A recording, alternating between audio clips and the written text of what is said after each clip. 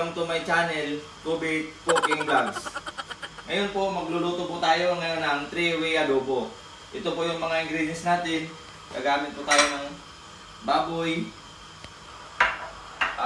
manok, yung mga part ng manok, at saka yung breast. Saka ito po yung mga panggisa natin. Mayroon tayong bawang, sibuyas, mayroon po tayong bilid, saka yung buong paminta. Saka hindi mawawala yung toyo, suka, at saka toyo, at saka asin.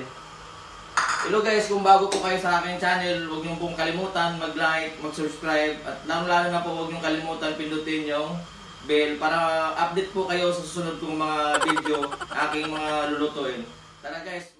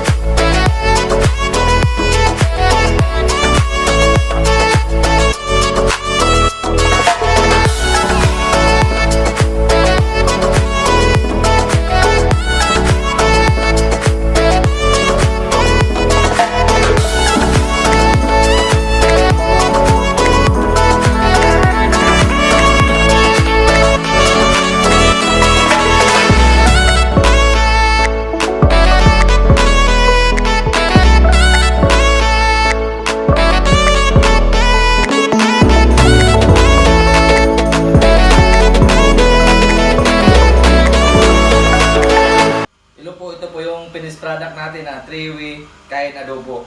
Ito po siyang white adobo, adobo flakes, tsaka native adobo. Maraming salamat po sa iyong panonood. Huwag niyong kalimutan po mag-like, mag-subscribe. Huwag nyo rin kalimutan pindutin yung bell para update kayo sa sunod.